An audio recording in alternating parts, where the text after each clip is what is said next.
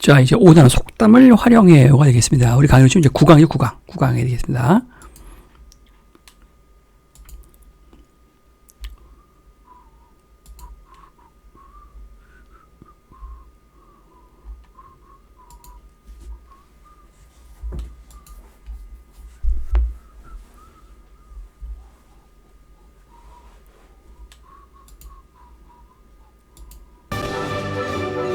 여기는 만점 레스토랑.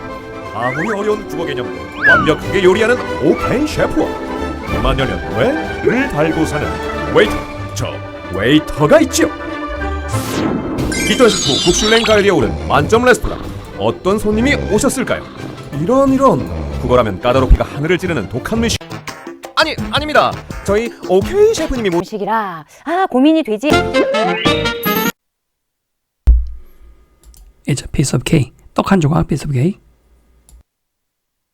자, 그것을 바로 우리는 속담이다라고 하는데요. 속담은요, 옛날부터 전해 내려오는 아주 쉬운 말이에요. 어린아이나 또 노인이나 모두 다 사용할 수 있습니다. 옛사람의 생각과 지혜와 또 때로는 생활 모습도 담겨 있었고요. 거기에 아주 중요한 교훈도 있어서 우리가 실생활에 정말 다양하게 사용할 수 있고요. 속담을 알게 되면 언어 표현력도 기를 수 있고요. 또 어휘력도 기를 수가 있습니다. 그러니까 속담을 잘 알아두면 좋겠죠? 예를 들면 동생이 이렇게 블럭 쌓기 하다가 자, 속담에 대한 정의가 여기 지금 우리 교재 70페이지에 있죠.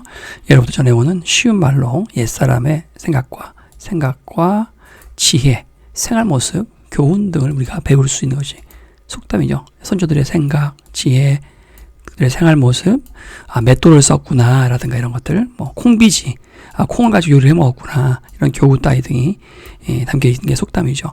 따라서 이 속담을 여러분이 많이 사용하게 되면 여러분 표현력도 좋아지고 어휘에도 큰 도움이 됩니다.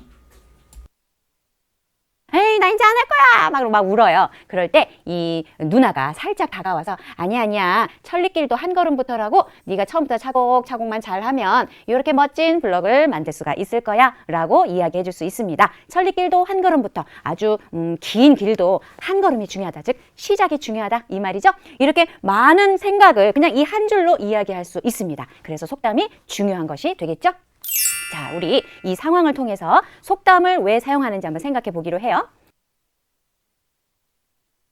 우와, 교실이 깨끗하게 정리정돈되었네요. 선생님, 우리나라 속담에 백지장도 맞들면 낫다라는 말이 있잖아요. 친구들과 함께 청소하니 정말 쉬웠어요 라고 이야기합니다. 그랬더니 선생님이 아하, 여러분이 협동의 힘을 알았군요 라고 칭찬을 해주십니다. 자, 백지장이 뭘까요? 백지장은 여러분 학교에 가면 이렇게 선생님이 이렇게 하얀 종이를 사용하는 거 보셨죠? 자, A4 종이라고도 해요. 자, 이 백지장이 바로 그겁니다. 무겁나요? 무겁지도 않죠. 그런데 이마저도 다른 사람과 함께 맞들면 서로 같이 마주보고 들면 굉장히 가볍다 이 말이에요. 즉 아무리 힘든 일도 다른 사람과 협동해서 하면 그 일을 잘 끝낼 수 있다. 쉽게 끝낼 수 있다. 그런 뜻이 되겠습니다. 그러면 협동을 말한 속담에 무엇이 있을까요? 그랬더니 자요 하고 아마 속담 공부를 많이 했나 봅니다. 손이 많으면 일이 쉽다라는 속담을 딱 꺼내왔네요. 자, 손이 많아요. 네 손, 내 손, 너의 손, 손이 많으면 일이 쉽다. 이 손이 무엇일까요? 즉 처음에는 이렇게 사람의 손을 의미하는 것이었겠죠. 그런데 이 손으로 무엇을 합니까? 일을 하지요. 자, 그래서 여기에 손은요 일손이라는 뜻이 있고요. 더 나아가 노동력이라는 뜻이 있습니다. 그래서 손이 많네 이 말은 일할 사람이 많네 이런 뜻이 되겠습니다. 자, 이렇게 우리가 하고 싶은 말이 구구절절 많지만 그 말을 한마디로 딱 정해서 얘기 나눌 수 있는 것이 바로 속담을 사용하는 까닭이 되겠죠. 자, 그러면 하나하나 더 자세히 알아볼까요? 속담을 사용하는 까닭은요. 70페이지가 대충 다 마무리가 됐죠. 보시는 바와 여기에 추가 필기할 거죠. 필기하시고요. 손이 많으면 일도 쉽다라면서 손은 일손, 노동을 이야기하는 거고요. 협동과 관련된 속담들 중에서는요. 백지장도 맞들면 낫다 이거죠. 협력. 손이 많으면 일이 쉽다 해서 여러 사람이 눈이나 여러 사람이 같이 힘을 합하면 더 쉽다라고 하는 속담이죠. 백지장 할 때 쓸 때 주면 백지장입니다. 백지장 아니에요. 휘받침이 없어요. 백지장이에요. 하얀 종이를 이야기하는 겁니다. 이렇게 백지장 이렇게 쓰면 안 된다는 거죠. 이게 맞다는 거죠. 그 다음 페이지 볼까요? 71페이지. 알아볼까요? 속담을 사용하는 까닭은요, 글을 쓸 때 또 그 힘이 발휘가 되는데요. 영준의 가족이 이사를 한답니다. 그런데 이삿짐을 싸는데 문제가 생겼어요. 할머니와 이모께서는요, 아이고 그거 깨지기 쉬운 항아리하고 유리그릇부터 싸야지 라고 생각을 하셨는데, 삼촌은요, 무슨 소리예요? 비싼 건 텔레비전하고 컴퓨터라고요. 텔레비전이랑 컴퓨터부터 옮기라고요. 이렇게 지금 이야기를 하고 있는데, 결국에는 서로 의견을 굽히지 않았습니다. 그래서 이삿짐을 싸지 못하고 있는 거예요. 이럴 때 딱 들어맞는 속담이 하나 있거든요. 네, 옥신각신거리다가 결국 서로 의견을 굽히지 않아 시간만 흘러갔다는 거죠. 배를 짓는 뱃사공들이 노를 젓는 사람이 너무 많은 거죠, 지금. 바로 사공이 많으면 배가 산으로 간다라는 속담이 그것입니다. 자, 사공이 무엇일까요? 사공은요, 자, 이렇게 배가 있어요. 그리고 배가 강물에 떠 있는데 여기에 사공이 탔네요. 사공이 누구인가요? 배를 운전하는 사람이죠. 배를 운전하는 사람은 한 사람만 있으면 돼요. 그런데 너무 사공이 많으면 이 사람들이 다 여기 노를 갖고 있잖아요. 이렇게. 자, 이렇게 하나하나 다 노를 가지고 만약에 나는 이쪽으로 저을 거야, 나는 저쪽으로 저을 거야 싸우면 배가 가질 않습니다. 또 너무 많아서 슉 어디까지 가버려요? 예, 산까지 가버린답니다. 자, 이렇게 배가 산으로 가버리면 배의 그 임무를 사용할 수가 없겠죠. 자, 그렇게 해서 너무 서로가 의견을 굽히지 않아서 일이 진척이 안 될 때 우리는 사공이 많으면 배가 산으로 간대. 우리 조금만 양보합시다. 이렇게 사용을 합니다. 자, 그래서 글을 쓸 때 자신의 생각을 쉽고 효과적으로 나타내고 싶다면 속담을 사용해 보세요. 자, 다음이요. 속담을 사용하는 까닭 첫 번째가 뭐죠? 자신의 생각을 효과적으로 드러낼 수 있다. 효과적으로. 자, 서로 말을 주고받을 때에도 속담을 사용합니다. 윤경아, 내가 청소 도와줄게. 우진아, 괜찮아. 혼자서 할 수 있어. 라고 아주 바람직한 대화를 하고 있는데요. 여기에서 우진이가 한 번 더 이야기를 해봐요. 그런데 아니야, 내가 도와줄게. 그렇게 안 하고요. 이렇게 좀 다르게 말하네요. 야, 바늘 가는데 실 간다고 했잖아. 우리는 짝이니까 함께 하자. 그랬더니 여기 윤경이가 못 이기는 척. 뭐 재밌어라. 그러면서 그래, 고마워. 라고 합니다. 그러니까 서로 같이 청소를 하게 되겠네요. 그래서 아주 사이 좋은 친구가 되었답니다. 들은 것이에요.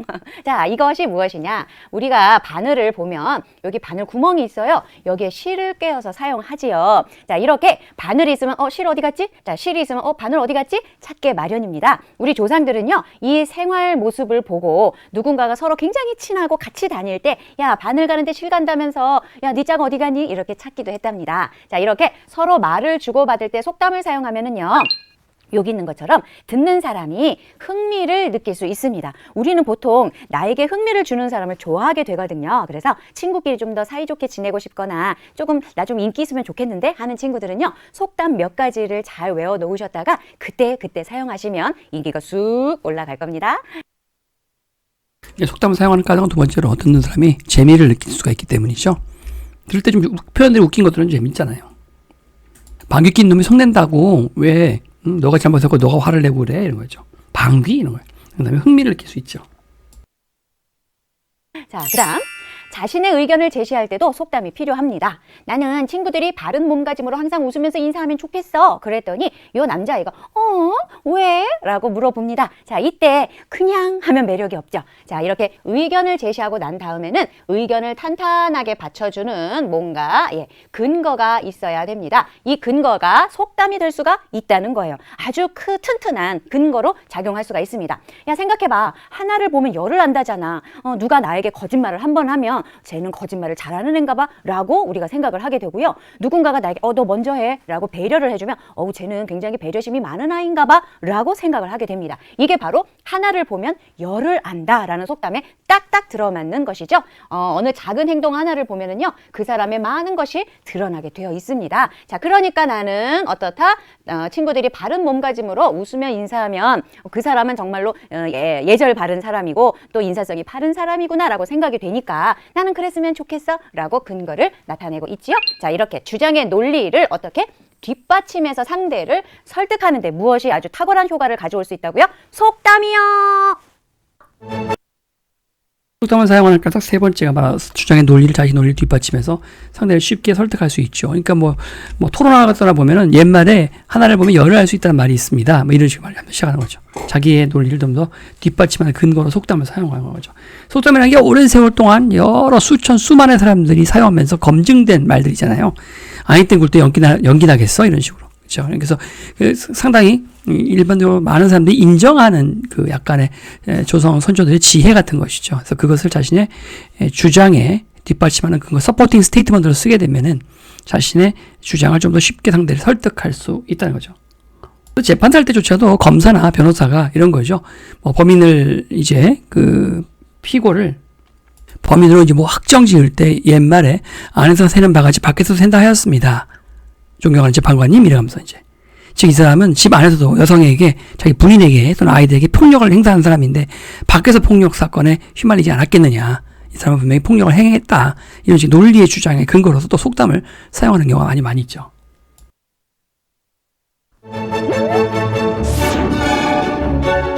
Ken 셰프의 특급 레시피 공개! 옛 사람들의 지혜와 교훈이 담긴 속담을 사용하면 어떤 점이 좋을까요? 속담을 사용하는 까닭은 무엇일까요?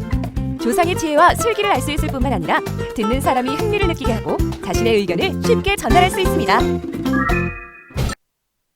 속담을 사용하는 까닭에 대해서 우리가 좀 전에 배웠다면 속담을 사용하면 좋은 점은 요 아래 나와 있습니다. 그래서 일단 기본적으로 속담이 갖고 있는 장점이라고 하는 것은 무엇입니까? 듣는 사람에게 흥미를 유발할 수 있고 조상의 지혜와 슬기를 우리가 많이 엿볼 수 있죠. 속담의 장점은 자신의 의견을 쉽고 효과적으로 이렇게 전달할 수 있는 장점들이 있어요. 이 두 가지 좀 헷갈리죠. 속담을 사용하는 까닭은 자신의 의견을 효과적으로 전달하기 위해서, 듣는 사람에게 흥미를 유발하게 하기 위해서, 자신의 논리를 뒷받침한 서포팅 스테이트먼트로서 설득력 있게 자신의 주장을 펼치기 위해서 사용하는 것이고요. 그 속담이 갖고 있는 장점이 뭐야? 일단 속담을 들으면 재밌다는 거죠. 그리고 조상의 지혜와 슬기가 느껴진다는 거예요. 그리고 상대방의 말을 더 쉽게 이해할 수 있다는 거죠. 두 개가 서로 많이 겹치는 게 많이 있죠, 내용이. 자, 지금까지 배운 걸 또 총정리죠. 82페이지 따라오세요. 82페이지. 우리 장선이 행동이 좀 늦죠. 빨리 82페이지 피세요. 저 뒤입니다. 기다릴게요. 자, 답했나요? 82페이지 됐죠? 자, 속담을 사용하는 까닭 아까 말했지만 효과적인 의견 전달, 자신의 입장을 전달할 수 있어요. 듣는 사람에게 재미를 유발할 수 있죠. 그죠? 또 논리적인 서포팅 스테이트먼트로서 사용할 수 있기 때문에 상대방을 설득하기 쉽다. 이거죠. 예. 자, 그 다음에 이번에 81페이지, 80페이지 상당합니다. 자, 백지장도 맞들면 낫다라는 속담은 뭐냐? 그래서 뭐 two heads, 두 개의 대가리들이 are better than one, 하나보다 낫다는 뜻인데 서로 협력하면 훨씬 일이 쉽다는 뜻이죠. 그리고 백지장도 맞들면 낫다라는 속담을 바꿔 쓸 수 있는 속담은 뭐냐? 손뼉이 맞아야 소리가 난다. 손이 많으면 일도 쉽다. 백지장도 맞들면 낫다라는 속담과 바꿔 쓰는 속담 중에 두 손뼉이 맞아야 소리가 난다는 말은 이건 의미가 두 가지를 갖고 있어요. 하나는 좋은 뜻입니다. 즉 최소한 협동을 해야 한다. 두 사람이 서로 맞받아쳐야 여러분 부싯돌처럼 서로 탁탁 치면서 불꽃을 일으키려면 두 개가 서로 맞부딪혀야 한다는 거야. 협동을 강조하는 의미에서는 의미가 통하죠. 하지만 손뼉이 맞아야 소리가 난다는 말은 안 좋은 말로 써요. 그러니까 어떤 사람이 싸움이 났어요. 그러면 가보면 한 사람만 잘못했을 리가 없죠. 분명히 그 상대방도 화를 못 참고 맞받아쳤기 때문에 이렇게 큰 싸움이 난 거란 말이에요. 그래서 모든 나쁜 일에는 혼자만 될 리가 없다. 분명히 상대방도 그에 못지않은 잘못을 했기 때문에 그렇게 큰 싸움이 난 거다라는 의미로 쓸 때는 또 안 맞죠. 이 속담이 여기랑은. 좋은 의미로 쓸 때만 여기가 의미가 통하는 거고요. 손이 많으면 일도 쉽다는 속담은 당연히 의미가 통하죠. 서로 뜻이 같은 여러 속담을 친구들과 이야기해 보세요. 일이 아주 쉽다는 속담 중에서 누워서 떡 먹기 하는 속담이 있어요. 그런 비슷한 것도 땅 짚고 헤엄치기 이거죠. 다 쉽다는 걸 나타내는 속담이죠. 친구들이 말하는 경험을 듣고 속담을 사용하면 어떤 점이 좋을지. 속담이 갖고 있는 장점은 듣는 사람에게 흥미를 유발한다는 거예요. 흥미. 재밌잖아요. 들어보면 일단 흥미를 유발한다는 거죠. 그리고 속담의 장점은 뭐냐면 조상들의 지혜와 슬기를 우리가 깨달을 수 있다, 볼 수 있다는 거죠. 또 말하는 사람이 상당히 자기의 그 주장을 효과적으로 전달할 수 있어요. 효과적으로 설득력 있게. 이것이 속담이 가지고 있는 장점입니다. 중요하니까 중요 표시하시고요. 자, 앞쪽으로 돌아와서요. 71페이지 돌아와서. 자, 여기서 빠진 얘기 있나 봅시다. 우측 상단 여기 안 했네요. 상황이 많으면 배가 산으로 간다 해서 결국은 주장하는 사람이 여러 명이면 제대로 된 결론을 내기 어렵다는 것입니다. 그러니까 뭐 옛날에 우리 18사약 중국책 보면 나오는데 세인이 기억나나 모르겠지만 이 각계각층의 아주 유능한 사람들 참모들을 너무 많이 모아놓으면 다들 잘났다 보니까 이게 의견 통일해서 군사작전을 하기가 어려워서 오히려 패하는 원인이 될 수도 있다는 거예요. 반응하는데 실이 간다. 사람의 긴밀한 관계를 비유적으로 이르는 말이죠. 서로 이제 때가 뗄 수 없는 관계를 이야기하는 거죠. 그래서 우리가 이제 우리 오류라는 거 앞으로 많이 할 때 오류. 아빠가 또 오류 전문이죠. 오류 중에 이런 오류가 있습니다. 이 합성과 분리의 오류라는 게 있는데 뭐냐면 이거죠. 얘는 뭐가 있을까요? 축구팀이 10개 팀이 있어. 장세는 10개 팀이 있는데 A라는 팀에서는 최고의 투수가 골키퍼가 굉장히 유명한 선수야. 그래서 그 선수를 데리고 와요. B팀에서는 공격수가 굉장히 유명해서 데리고 와요.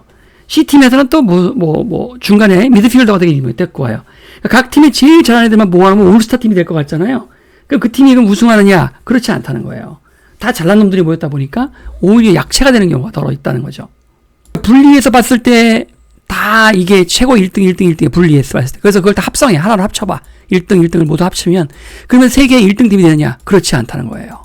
올스타 팀이 꼭 그렇지 않다는 거예요. 그래서 그걸 합성했을 때도 꼭 1등이 되느냐? 분리했을 때 1등들이 합쳐서 1등이 되느냐? 꼭 그렇지 않다는 거예요. 이런 오류에 우리가 빠지기 쉽다는 건데 사공이 많은 배가 산으로 간다가 뭐 대표적인 속담이 되겠죠. 자, 이번에는요. 여러분 72페이지 갑니다. 10페이지.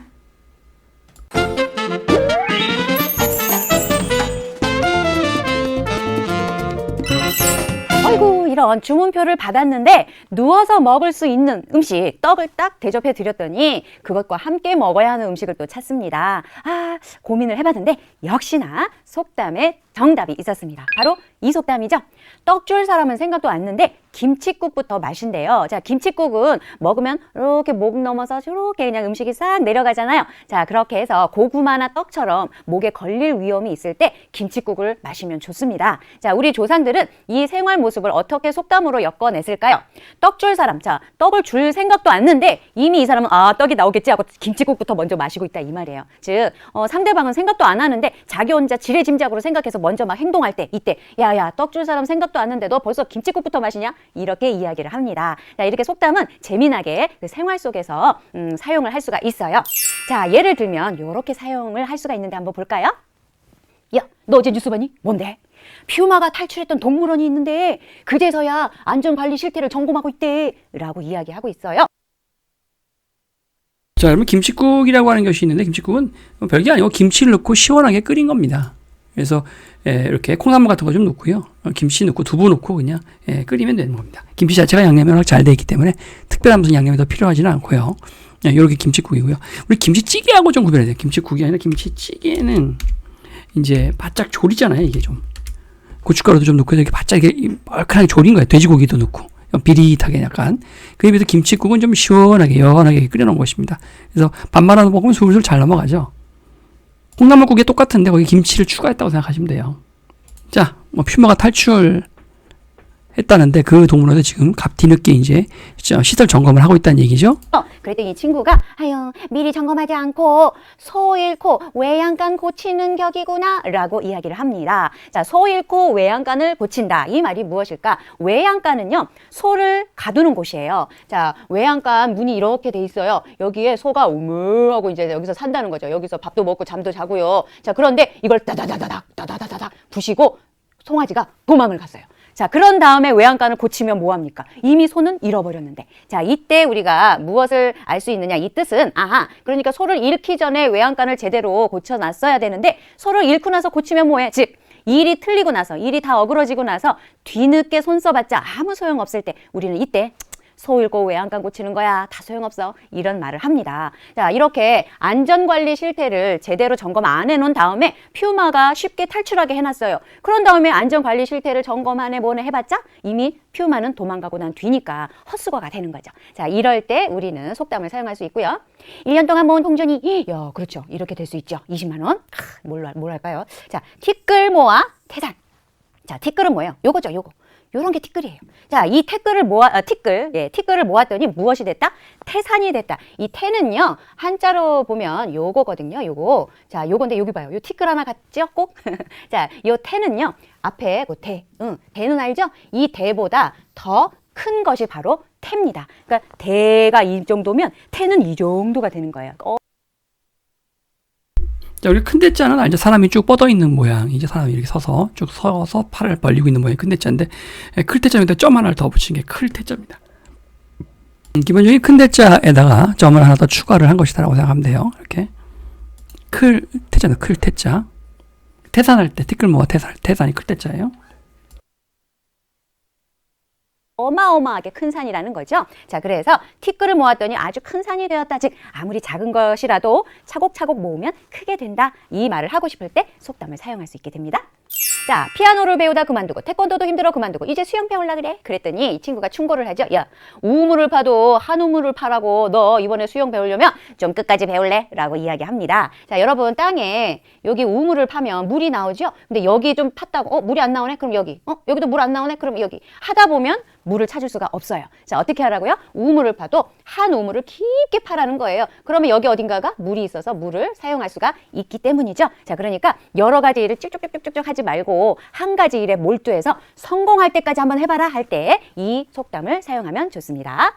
영주에게 태권도 겨루기를 하자고 했다. 그랬더니 야, 너 하룻강아지 법무서운 줄 모른다더니 너 한 달밖에 안 됐다면서 그런데 네가 태권도 선수인 영주를 이길 수 있겠냐? 라고 이야기를 합니다. 자, 하룻강아지는요. 태어난 지 얼마 되지 않은 강아지예요. 꽁꽁 이런 강아지인데 세상에 누구한테 덤빈다는 거예요. 예, 범은요 호랑이란 뜻입니다. 자, 이 강아지가 호랑이한테 덤비면 이 호랑이가 하면 금방 깽깽깽 하겠죠. 자, 이렇게 뭘 모르는 초보가 전문가 또는 힘이 센 사람한테 덤벼 할 때 이러죠. 영화에서 보면 하룻강아지 법무서운 줄 모른다더니 나의 칼을 받아라 촥촥 이러잖아요. 이때 이 속담을 사용하면 좋겠죠.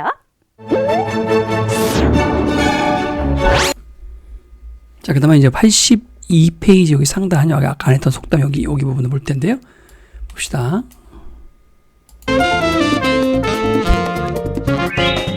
OK 셰프의 특급 레시피 공개! 다양한 상황에 딱 맞는 속담을 사용하려면 어떻게 해야 할까요? 레시피 하나, 어떤 상황인지 정확히 판단하고 레시피 둘, 그 상황에 어울리는 적당한 속담을 생각합니다. 레시피 셋, 그러려면 평소에 속담의 정확한 뜻을 알아둬야겠죠? 자, 방금 사용된 속담은 여기 이렇게 있고요. 소 잃고 양간 고친다는 일이 이미 잘못된 뒤엔 손을 써도 소용이 없다는 거고요. 티끌 모아 태산은 아무리 작은 것이라도 모이면 나중에 큰 덩어리가 될 수 있다는 뜻입니다. 그 다음에 결국은 뭐예요? 빗물이 계속 또또또 떨어져서 결국 바위를 뚫는다. 뭐 이런 속담들 같은 경우죠. 우물을 파도 한 우물을 파라. 어떤 일이든지 한 가지 일을 끝까지 해야 성공할 수 있다. 하룻강아지 법무서운 줄 모른다. 철없이 덤으로 덤비면 안 된다는 거죠. 요 얘기고, 그다음에 요걸 지금 살짝 했는데요. 속담을 누군가 이야기했을 때 이 사람이 말한 상황과 문맥과 맥락을 이렇게 생각을 해보는 거예요. 말하는 상황을, 말한 내용하고, 그죠? 이 속담에 사용된 상황과 그 말하는 내용을 좀 체크해 보면 뜻을 짐작할 수 있다는 것입니다. 여기도 역시 인물이 처한 상황, 인물이 지금 다급한 상황인지, 급하면 뭐 지푸라기라도 잡는다는 거죠, 그죠? 다급한 상황인지. 일반적으로 속담을 가지고 이 주제를 나타내는 경우가 많죠. 특히 이소부화 같은 거나 교훈적인 이야기는 이 주제를 속담을 가지고 나타내는 경우가 아주 많이 있죠. 자, 백과를 총 정리할 때 80페이지 하단에 보시면 여기도 있죠. 소 잃고 양간 고친다 해서 이미 잘못된 뒤에는 손을 써도 소용이 없다는 것이죠. 사용할 수 있는 상황이 뭐가 있느냐 해서 친구들이 놀다가 다쳤을 경우에는 뒤늦게 조심해봐야 소용이 없다는 거예요. 안전수칙을 반드시 지켜야 한다는 것이고, 티끌 모아 태산이죠. 작은 것이라도 모이면 큰 덩어리 된다. 예를 들면 어떤 응용을 볼 수 있을까요? 용돈을 조금씩 모아서 부모님께 큰 선물을 사드렸다, 이런 거. 우물을 파도 한 우물을 파라. 어떤 일을 한 가지를 끝까지 해야 성공할 수 있다는 건데요. 어떨 때 사용할 수 있냐면 여러 가지 이것저것 하다 보니까 제대로 시험 공부한 게 없이 한 과목에도 제대로 파라, 이런 얘기입니다. 하룻강아지 법무서운 줄 모른다. 이 같은 사용할 수 있는 상황은 어떤 게 있겠나요? 어린아이들이 뭐 프로 선수, 농구 선수들에게 농구 시합을 더 맞짱 뜨는 거야. 뭐 그런 것들. 자, 그 다음에 배보다 배꼽이 크다라는 속담이 있어요. 배꼽이 크다. 그래서 이 상황이 이치에 맞지 않는 뜻으로서 중심이 되는 것보다 오히려 주변적인 것이 더 크고 많다는 얘기인데요. 그러니까 이거죠. 뭐 우리가 지금 아빠의 경우 여기다 적용을 해보면은 이제 그 배원장한테 투자를 우리가 했단 말이야. 투자를 했는데 이 돈을 다 좀 뜯기게 생겼어요. 한 6억 정도의 돈을, 큰 돈이죠. 엄청 큰 돈을 다 날리게 생겼어요. 지금 날리게 생겼어요. 그 이 6억을 받기 위해서 이 사람한테 학원을 또 차려주는 거야. 그래서 학원을 차려서 잘 되면 우리한테 갚아라. 그 학원을. 학원에서 매달 얼마씩 뭐 한 매달 1,000만 원씩 갚아라. 1,000만 원씩. 그 6억을 받기 위해서 학원을 차려주는데 이 학원을 차려주고 뭐 학원한테 뭐 예를 들면 20억 들어가. 그러면 아니 6억 받자고 20억을 또 투자해야 되는 거잖아. 합의. 그럼 합의 26억이잖아. 말도 안 되는 거죠. 배보다 배꼽이 크죠. 이 6억이 배라면 배꼽이 20억이 되버리니까 말이 안 되잖아요. 그러니까 이건 안 차려주고 말고 6억을 그냥 손해보고 마는 거예요. 이건 이제 경제학에서도 되게 중요하죠. 매몰 비용의 오류라 해서 내 돈 6억이 매몰됐기 때문에 이걸 찾기 위해서 계속 넣다 보면 나중에 6억이 아니라 60억으로 손해를 볼 수 있다는 거예요. 그걸 매몰 비용의 오류라고 합니다. 우리가 sink라는 단어이 가라앉다 알죠? sink, sunken이라는 단어도 있어요. 가라앉다. 그래서 이게 가라앉아 버린 비용, 이미 침몰된 비용을 sunken cost라고 합니다. sunken cost. 그걸 매몰 비용이라고 해요. sunken cost. 예, 이거 때문에 자꾸 돈을 더 넣게 돼서 sunken cost fallacy, 매몰 비용의 오류라고 합니다. 매몰 비용의 오류, sunken cost fallacy라고 해요. 과감하게 6억을 포기해버리는 거죠. 그래도 뭐 마음이 아프긴 아프죠. 6억 적은 돈이 아니니까요. 그렇지만 더 큰 손실을 막기 위해서 매몰 비용, 내가 이미 매몰된 6억을 잡기 위해서 자꾸 돈을 더 투입하면서 그 스스로의 모순에 빠져버리는 것을 배보다 배꼽이 더 크다라고 말을 합니다. 대표적인 또 비슷한 속담으로서 얼굴보다 오히려 코가 더 크다라든가 바늘보다 실이 더 굵다. 그럼 못 들어가잖아요. 바늘 구멍을 못 들어가잖아요. 이게 비슷한 속담이라고 할 수가 있겠죠. 자, 이번엔 73페이지 가봅시다. 73페이지. 자, 선생님을 좀 교체해 봅시다, 이제. 풀기 전에 지난 시간에 배운 속담 한번 떠올려 볼까요? 자, 첫 번째. 고래와 새우가 있습니다. 떠올라야 되는 속담은? 맞아요. 고래 싸움에 새우등 터진다. 어떤 뜻이에요? 강한 자들끼리 싸우는 통에 죄 없는 약자가 끼어 피해를 입는다. 우리 어떤 상황에서 쓸 수 있을까요? 강대국들끼리 무역 분쟁을 벌이고 있는데 정말 죄 없는 약소국이 끼어서 제일 심각한 타격을 입었을 때 쓸 수 있는 속담이겠죠? 잘 기억하고 있네요. 그 다음 두 번째, 이번엔 숫자 힌트입니다. 3과 80. 맞아요. 3살적 버릇이 80까지 간다. 습관의 중요성을 나타낸 속담이죠. 친구들 잘 말하고 있는 것으로 보아. 복습하는 습관 잘 들인 것 같은데요. 좋아요. 그럼 이번에는요. 오늘 새로운 속담을 한번 배워보도록 할 거예요. 자, 선생님이 편지글을 가지고 왔습니다. 선생님 속담 배우는데 웬 편지글 해요? 우리가 지난 시간에 속담을 사용하면 나의 의견을 효과적으로 나타낼 수 있다. 이거 배웠잖아요. 이 편지글에서도 속담을 활용한다면 내가 전하고 싶은 말 잘 전달할 수 있겠죠? 우리 이 글에는 어떤 속담이 어울릴지 생각하면서 한번 읽어보도록 하겠습니다. 사랑하는 영주야, 처음에는 어렵다고 느껴지는 책도 두세 번씩 읽다 보면 어느덧 담긴 뜻을 생각하며 쉽게 읽을 수 있단다. 그러니 힘든 일이 있더라도 꿋꿋하게 견디며 희망을 가졌으면 좋겠대요. 자, 여러분은 이때 어떤 속담이 떠오르나요? 선생님이 그림을 한번 그려볼게요. 생각해보세요. 이렇게 담벼락이 있는데요. 조그만 구멍이 있어요. 자, 이 구멍에 누가 살까요? 맞아요. 찍찍찍찍 쥐가 삽니다. 자, 쥐가 사는 쥐구멍 어둡고 음침한 곳에 보통 있죠. 그래서 햇볕이 잘 들기가 어렵지만 그래도 언젠가는 맞아요. 쥐구멍에도 볕들 있다. 이런 속담 들어본 적 있을 거예요. 어떤 뜻이겠습니까? 그렇죠. 아무리 어려운 일이 계속되어 고생이 심해도 언젠가는 좋은 날이 온다. 희망을 가져라. 이런 뜻이겠죠? 영주에게 이 속담 전달해주면 더 힘을 낼 것 같네요. 자, 이번에는 그럼 다음 글 볼게요. 글 나는요.